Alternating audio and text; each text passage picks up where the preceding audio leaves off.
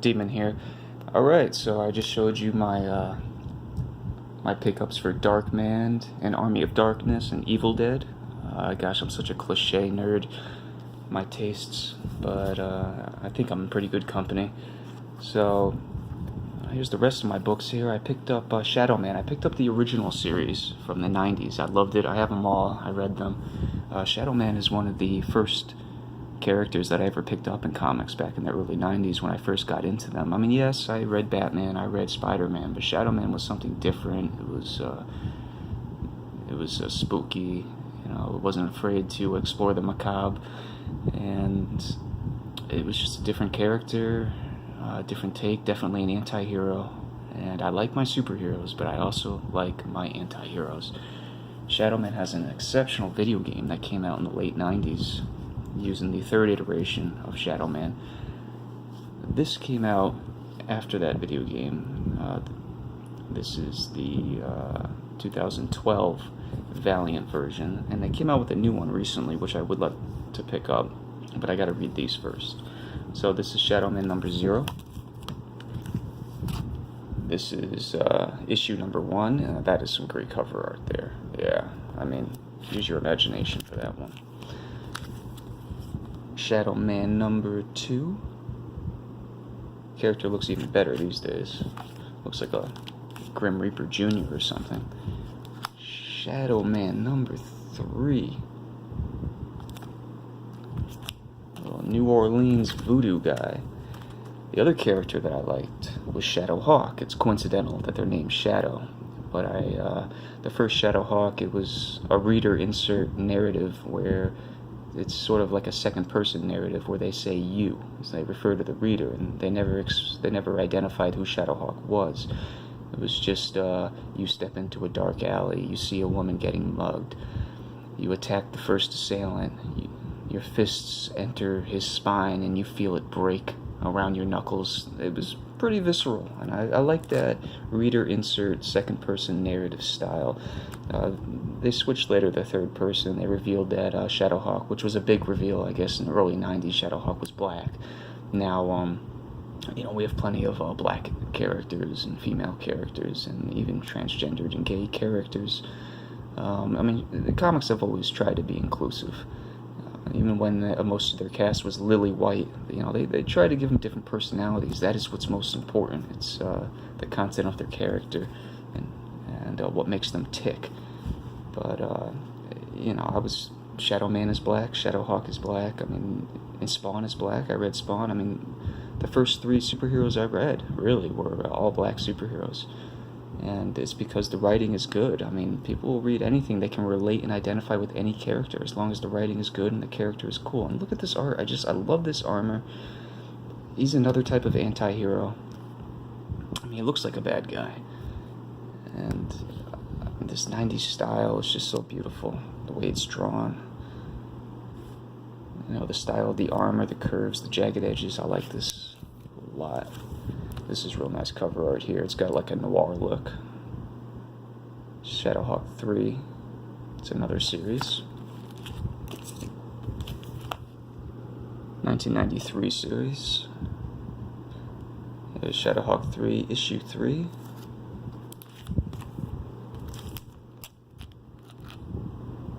Issue 4. Image. The old classic Image. Here is The Return of Shadowhawk. Or no, New Shadowhawk. This is 1995. There's been several Shadowhawks over the years.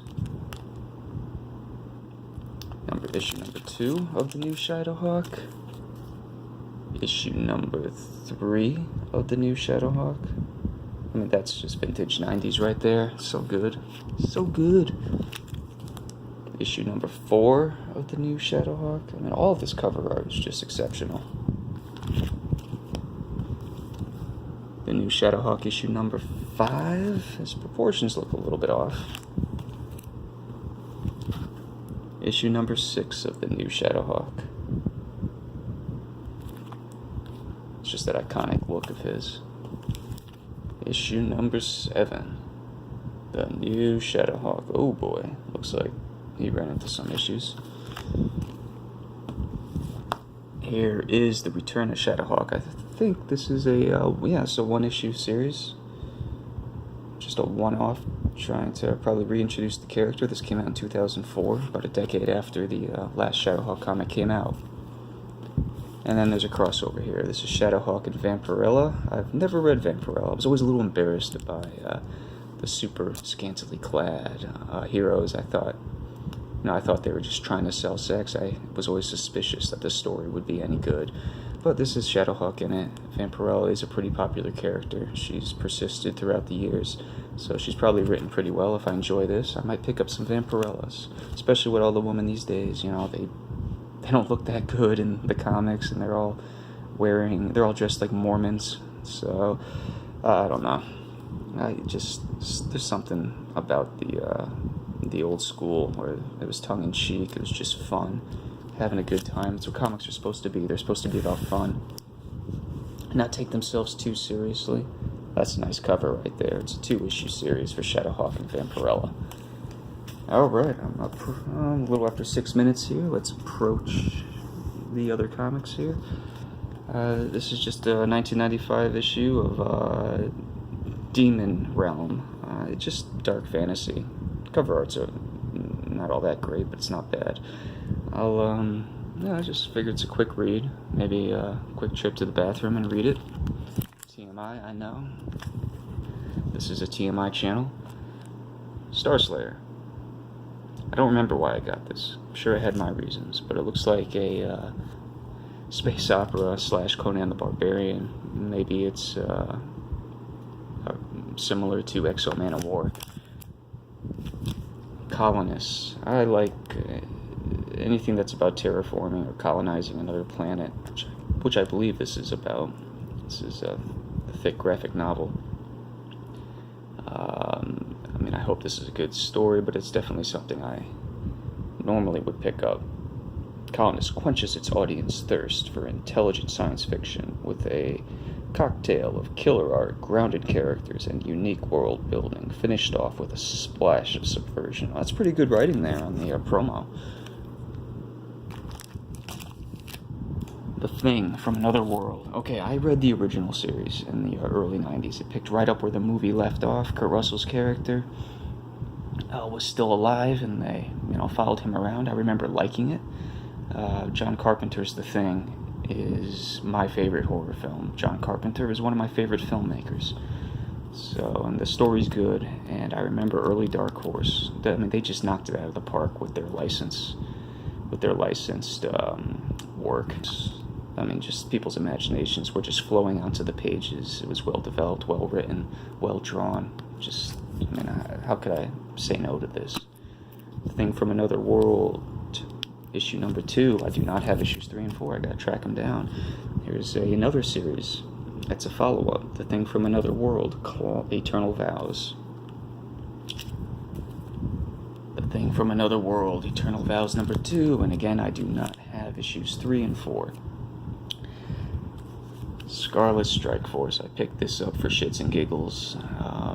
Look, Aubrey Sitterson, he shouldn't have been writing a G.I. Joe. He's a big wrestling fan, I hear, so, I don't want him never to find work. A man needs to earn a living. So I heard he's on a wrestling book, and he's a big wrestling fan, so I hope he does well on that. As far as G.I. Joe, he should stay away from it, but just for fun, perhaps it's awesomely bad. I'm going to read all 3 of his Scarlet Strike Force issues.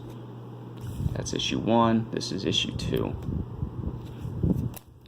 Port of Earth. Again, I like space tales, and this seems to take itself seriously, similar to what the promo on Colonist said it took. So, and I like the art.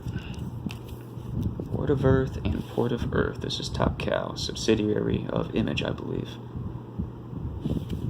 I look forward to this. These are the first 2 issues of a 4-issue run. And I already showed you the 5th issue. I have all the others. This is the first issue of Old Man Jack. John Carpenter. Big Trouble, Little China. Please make a movie of this. Alright, that's it for me. That's it for my massive haul. Now I gotta read them. Demon out.